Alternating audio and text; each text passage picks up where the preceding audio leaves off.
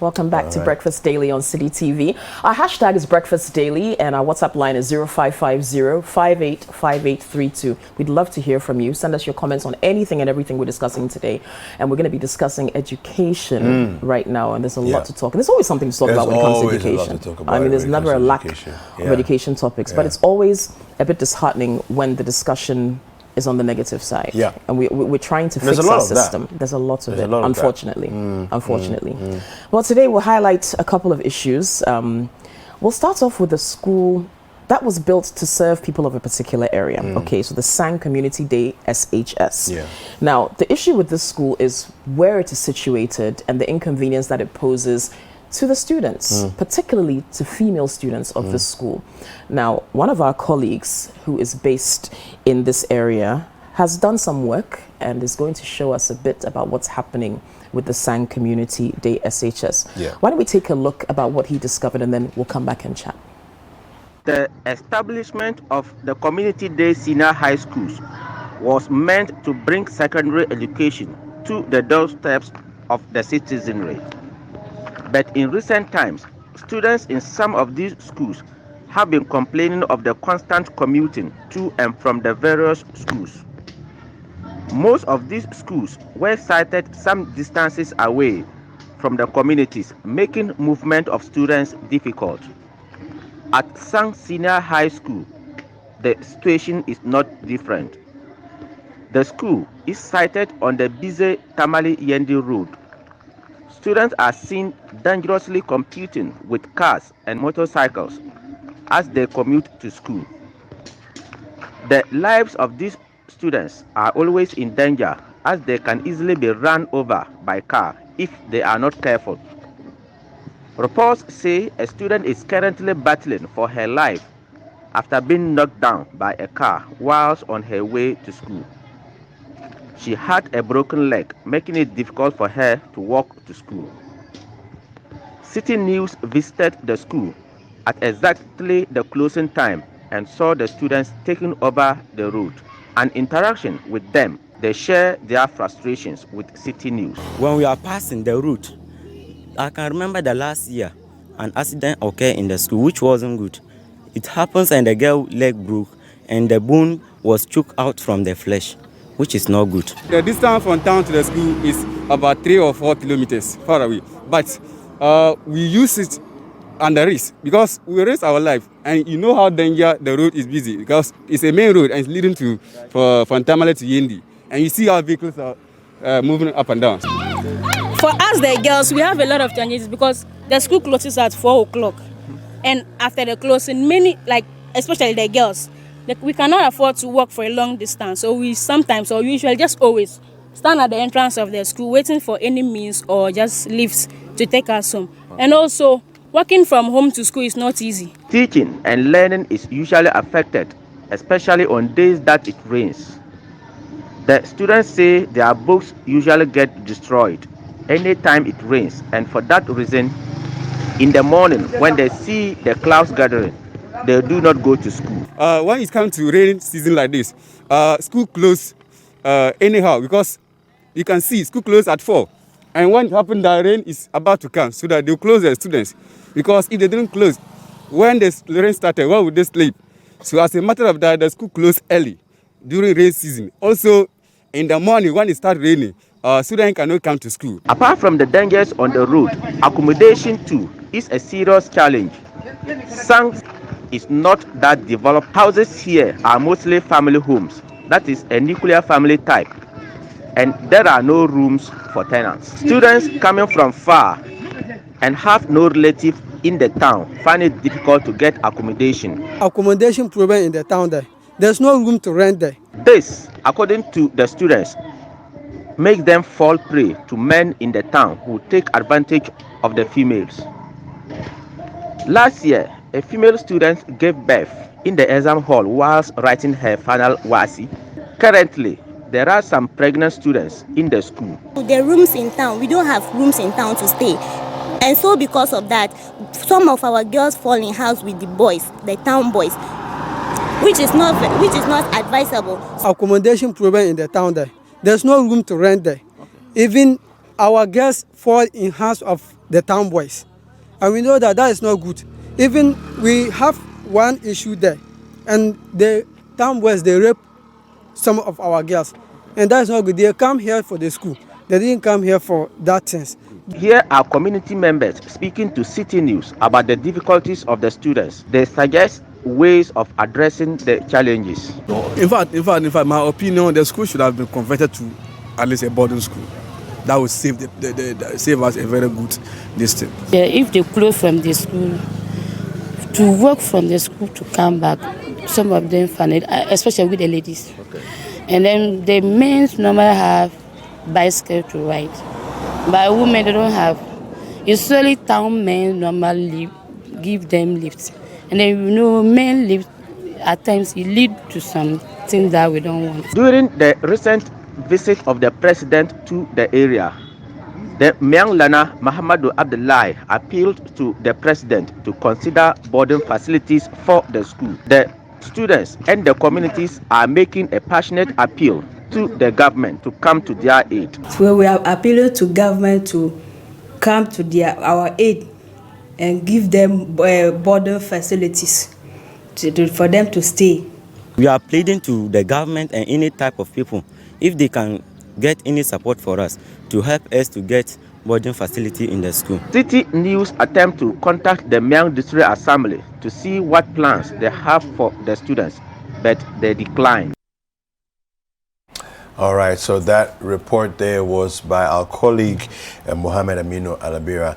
And yesterday was the International Day of the Girl Child, and it's so upsetting, in many ways to see that some people somewhere competing for the same, spaces as people in Accra, people in Kumasi, and so forth, are so disadvantaged. They have to live in places where live in trouble, in places where there's no boarding facility. They get attacked, they get taken advantage of, and all of those things happen. It's rather unfortunate that these things have to take place, and we definitely want to discuss this a little further and find out what are some of the things that we have to do to fix this situation. Mm-hmm. Our colleague who did the report is with us on the line. Mohammed, good morning. Good morning, boss. How are you doing? By His grace, alhamdulillah, I am doing well. Fantastic. Thank you for joining us this morning on Breakfast Daily. That was a fantastic report, by the way. Thank you for that. Thank you, boss. Yeah. After this report, what are some of the advances that we have made in regards to trying to sort out the challenges for the students? Thank you very much, my boss. Currently in the communities or in the districts, governance is just taking place now because the MMDCs are just being confirmed. So as it is now, at the district level, not much is done yet. Okay. But the Sang High School, but it's just that they need facilities to house the children there. Because the school has teachers accommodation, so the teachers teaching in the school, they are housed in the on campus there. I see. The headmaster and the student and the teachers, they are all in the school. But just that is some houses or some facilities should be provided for the students to make it a boarding school. Yeah. When it comes to water, the school has no problem with water. Okay. It has 3 mechanized boreholes on campus. Okay. Great. Yes. So it has no problem with those things. What's the student population? Do you have any idea? Yeah, they are almost 1,000. Almost 1,000. Okay. Yes. All right. So that's a fair bit of accommodation facilities that needs to be provided for them. Yeah. Alabira, hi, this is Kokui. Again, thank you for the great report. Now, so Thank you. Sang this is in the Mion district, correct? In the northern region. Yes. All right. So let's just take a look at that district and some of the numbers there. So we understand that they have quite large households, all right? So even though we're waiting for details of this current census, as of 2010, the average household size was almost 10 people per household. Quite large, considering, right? And then you've got 12 years and older, so girls in that age range, more than 3/5 of them are married, getting pregnant, etc. So that there's this issue of, you know, as Kweku was saying, the International Day of the Girl Child, doing things to protect these young girls. Now we've got people who are in school, getting their secondary education, trying to have that decent life that they're entitled to as young persons, and something as simple as providing boarding facilities is preventing that. Now, if you're a DCE for Mion and you're looking at these numbers and you're looking at the situation in this school, shouldn't that be a catalyst for you to make sure that this boarding facility is provided, or at least something to mitigate what these kids are going through every day, to make these teenage pregnancy numbers go down, to make their welfare and their standard of living better? What's the thought process here for somebody who's in charge of this district?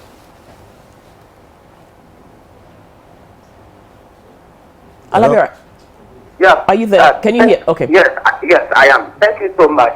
Yes. Actually, what the school itself did during the Ikwati period is that they've converted some of the classrooms to a boarding school to house the final year students. So the final year students, they were on campus, staying in the classroom while writing their lessons. So therefore, it was right the Form 2, Form 1. They were staying in town, commuting on the dangerous road there. So that was a temporary measure that the school put in place to accommodate the Form 3s. Yes. And now that once exams are over, what happens next? Now that the exam is over, they've all left the campus, and students from 1 and 2, they are still doing the commuting from Sang Community to the school, which is about 5 kilometers. And as you can see, the road there is very narrow and full of potholes. Somebody the road. But these days, the road is very terrible. The potholes on the road are many. So cars normally don't get and things. So at that particular junction, students, their lives are always in danger. Oh dear me. Now for the girls who we heard that some have given birth actually in the exam hall, some are pregnant in school. These we assume are underage girls. Anything about who is causing this, who's impregnating them? We heard from the students that the people in the town are the ones causing this, right? So these students know, they know what's going on. They're intelligent, they're aware of their social situation, and they want something to be done about it. Have there been any arrests? Are people being prosecuted for this? No, like in the report, Sang is not that because it's a communal or it's a community that is like family-based something. There are no commercial rooms there for people to have. So when people are coming, when the students are coming, if they have a relative there, then they will simply come to stay with them. If not, it's the town boys who normally have their rooms, they will invite some of them to come and stay with them, and at the end, you know the result that will come. And for now, no single person is doing it. Last year, like I said in the report, a student, a lady, a girl child or a serious child delivered in the exam hall while writing her essay. And currently, there are pregnant women, there are pregnant girls among the students on campus now, especially those living the Form 3s that are living. There are ladies that are pregnant there. So there are different levels of this conversation that we are having. What do you think from looking at, I mean, it's easy for us to sit here in Accra and imagine what the solution would be, but what do you think would be, like, if it to choose the top 3 solutions, what would be your first to say this would be the most important intervention to make right now? Yes, the most important intervention for me is the provision of dormitories for the students to stay on campus. Okay. You think that would mitigate the factors that are causing this, all of this inconvenience? Obviously. Okay. Are there other? Yes, go ahead. Yeah, it is common to see that guys, one school closing time, you see guys in town coming to stand by the gate with their motors and bicycles to pick their girls home. So if their house on campus, because campus and the place and town is far, if if there are houses, teachers there can ensure that no guy can come in there, or they will be able to monitor them. Right. Yeah. And then also it would prevent this issue of, as you said, sometimes when the weather prevents them from getting to school, then they're missing precious class time as well. Madam, that is another issue. For them, the students tell me that if they wake up in the morning and they see that the skies are not good, it's a free day for them, because they're walking from town to campus there, and they are always beaten by rain on the way. There is no place that they can hide when rain is coming on the way. So they'll usually have 3 days whenever there are clouds in the sky.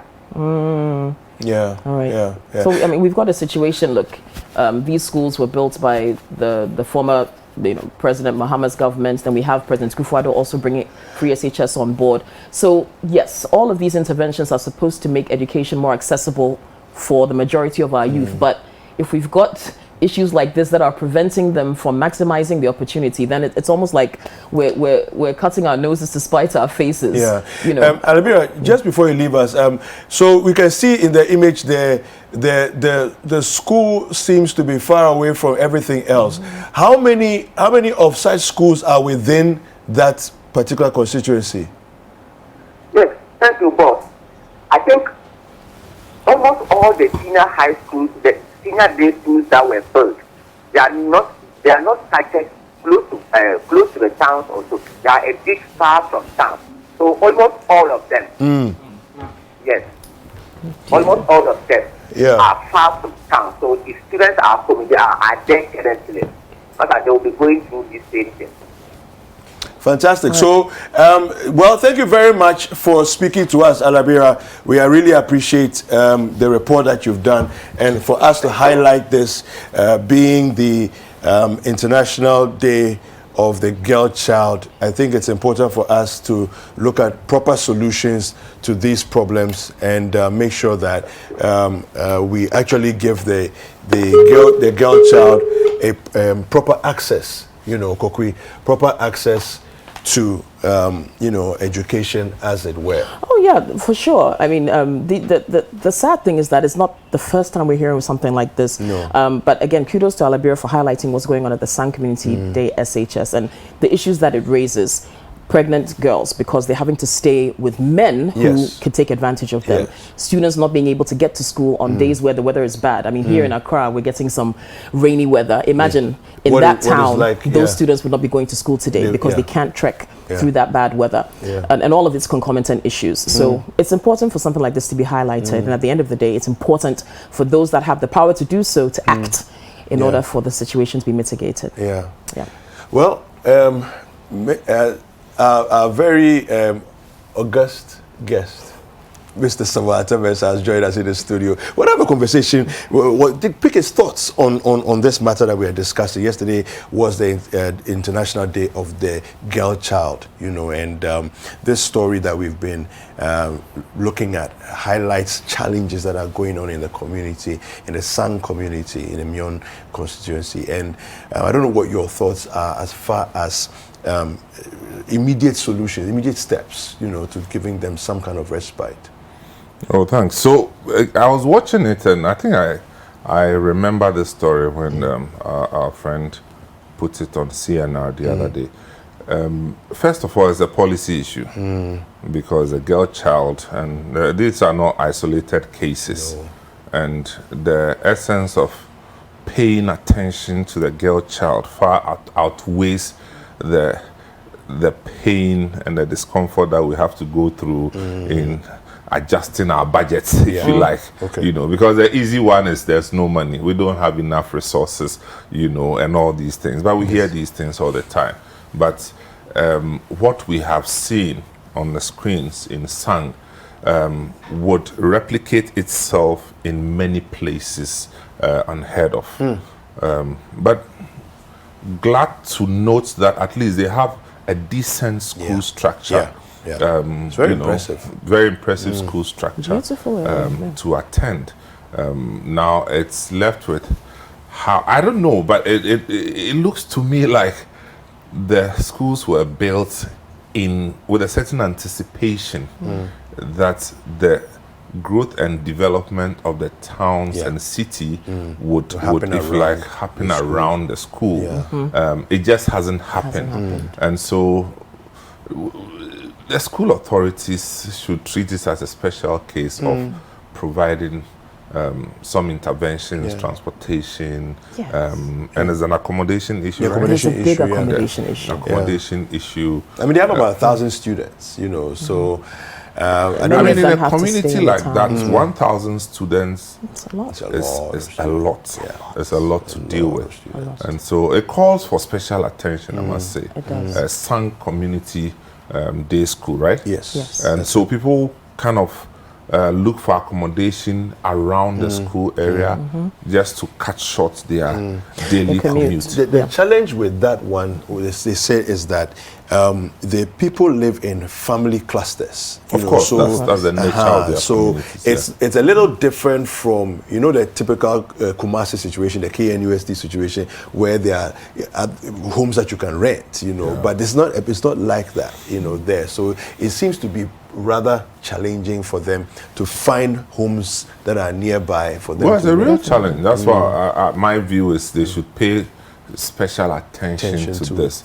But, you know, for the policymaker, this will not be an isolated case. So I can understand their difficulty too. So we are doing it for Sang, we have to do it for Sandema, we have to do it for Bimbila, we have to do it for, you know. And so that's why I still say that this is a big policy issue that they have to really work on. But if you ask me, one thing is that the option of do nothing does not exist. Exactly. It's got to start somewhere. And if it starts with Sang, it starts with Sang. And then the rest can follow. Exactly. Our teenage pregnancy numbers are not anything to brag about. And when you've got girls, I mean, as Alabira said, you've got a lady giving birth in the exam hall. You've got students who are currently pregnant as well. I mean, if we want to make a dent in that regard, you've got to take a decision. It calls for a multifaceted approach to some of these things. I think the whole thing of, it's COVID and there's teenage pregnancy and all the things, I mean, just taking note of it does not solve the problem. Exactly. There's a social marketing requirement that we are all not paying attention to. You know, and that social marketing campaign thing should be, you know, taken to another level where young ladies, young men are taught how to live responsible lives. You know, because now it's getting more complex with our current rate of debates on LGBT and all these things. I think education at the earliest level would help. I agree. All right. And we heard from some of the students, and to be honest, I was quite impressed. The students being their own advocates, many of these students, if we look at their age range, I mean, SHS, many of them are going to be minors, right? So even for that, having to go and rent a place to live in the community, it's not appropriate. Who are they going to be staying with? Most of the guys they're staying with are obviously... You are not about so... Sabes, you are not about... she probably... I mean... It's not the best. Two things, it's not the best. Two observations that I have made is students from the northern part of our country, they become adults in terms of responsibility quite early. I mean, that's my observation. I don't know if it's... I agree. But legally, so for instance... they're still you meet a 15-year-old girl and she's so eloquent and resolute in her decisions and stuff like that.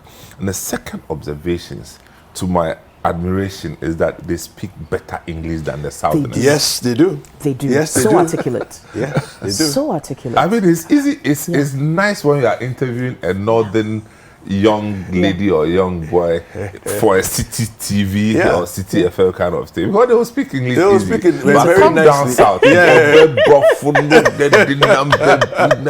They create their own words. It's good. Actually, so I think that, I mean, in many ways they have a good situation going on for them. We just need to do, like you said, the policy side. We need to get in there for real, you know, and make sure that we give them, we go that extra mile. It may pain us a bit, it may force us to. But by the way, where exactly is Sang? It's in the Mion constituency. It's in the Mion? Yeah. Yes. In the northern So I think you're looking at the district, Tamale Mion district. Yindi area. Yeah, between Tamale and Yindi. Yeah. Wow. That is where it is. Yeah. All right. Well, we've got students who are looking for just something simple to enhance their education, to students who decide to destroy property after taking exams. Yes. Oh, no. Unfortunately, we'll be talking We'll be about talking that about that shortly. very Yes, soon. we'll be talking about that very soon. All right.